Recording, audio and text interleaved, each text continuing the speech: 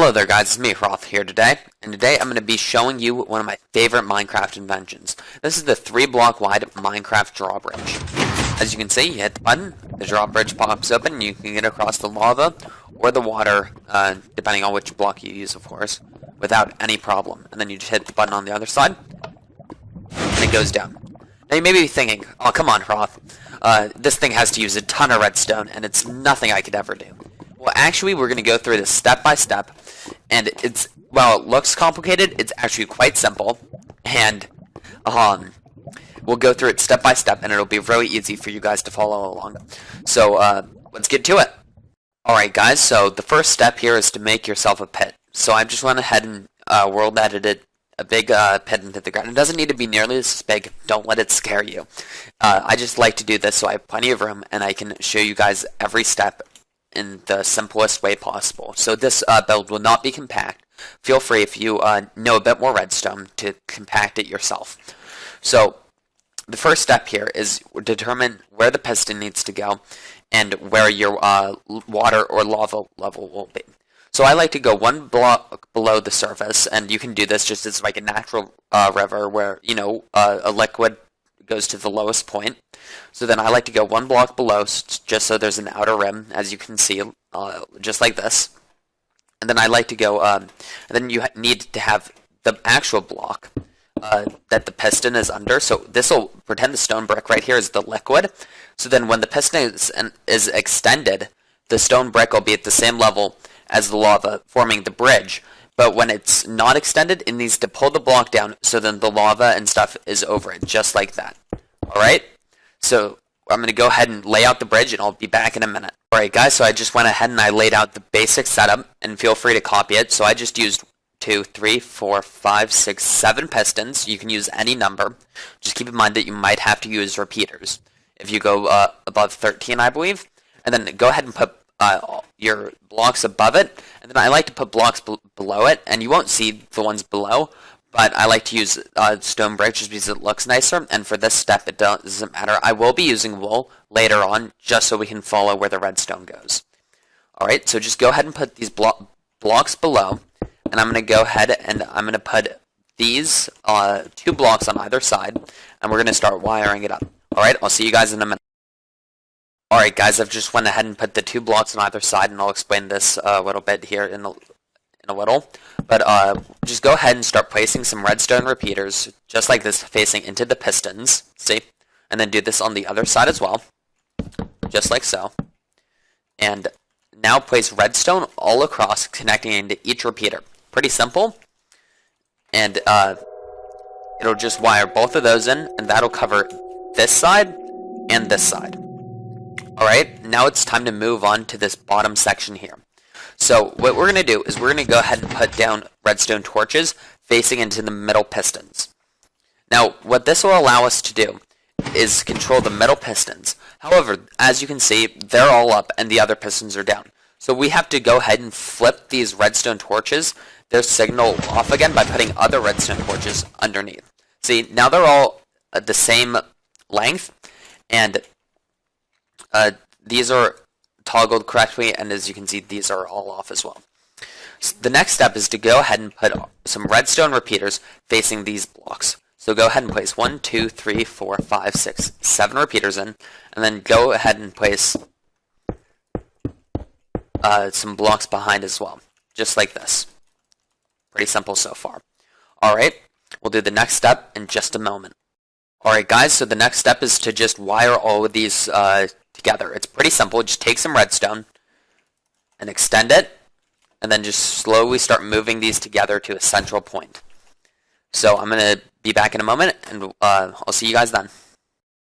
Alright guys, so I just went ahead and I laid all these out, so you can see the yellow connects to this side, the green connects to this side, the blue is at the bottom, and then the pink is the main wire circuit that'll connect all 3 of these together. Alright, so the next step is going to be to wire this up to a button. So for the next step, I'm going to just go ahead and make a floor, and we're going to see where the buttons need to go. Alright, be back in a moment. Okay, so I just went ahead and I laid out a floor, just like if you were playing in single player, there would be this floor here. And Well, I could have left it in earlier. It's just easier to see everything with the top off. So I just went ahead and I made the outline, and you can see the lava will be here. Then when this is all up, the drawbridge will be up one level. Alright, so I like to put the buttons each 3 blocks away from where the drawbridge will be, or where the water will be in this case. And so you put one on either side, just like this, and now we're just going to wire it down into this mainframe. However, we're not going to connect it because this is going to be where the trickiest bit of redstone is, and I'm going to take you guys step by step right through it. Okay guys, so I'm just going to go ahead and wire these up right now.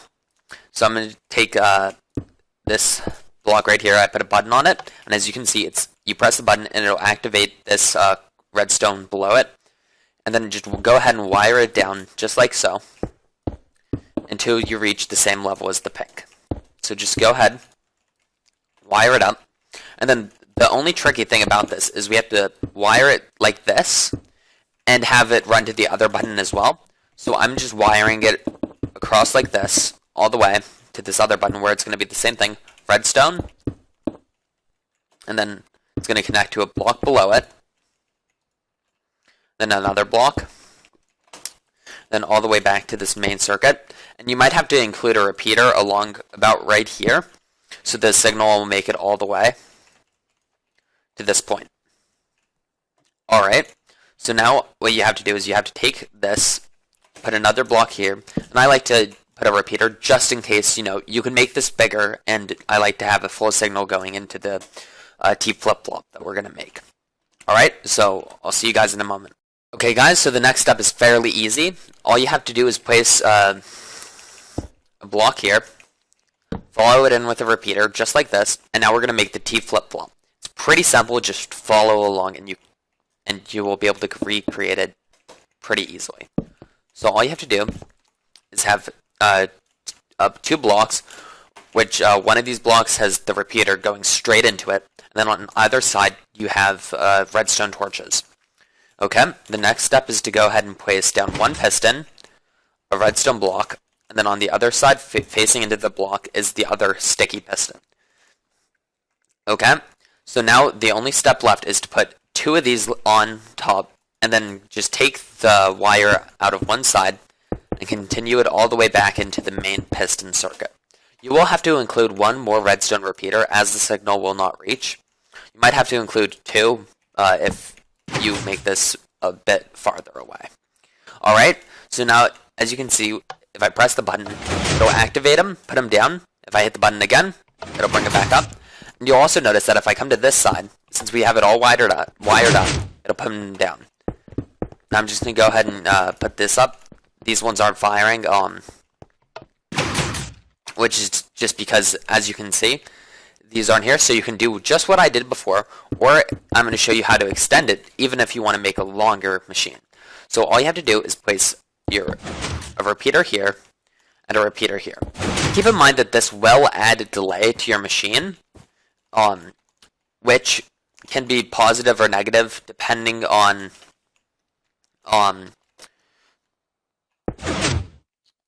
oops, sorry about that. It will add delay, so if you're sprinting and you hit the button, it will take a minute to activate. So for example, see, it does take a minute to activate, but as long as you're not being chased by, an angry mob group, you'll be okay. Alright guys, so the next step is just to cover it all up, and I'll be back in a moment. Okay guys, I just want to show you one last thing, and this is how to cover up this redstone right here. So as you can see, if you put a block here, it chops off the redstone, and that will completely break the system. It will not work. So all you have to do is take a half slab,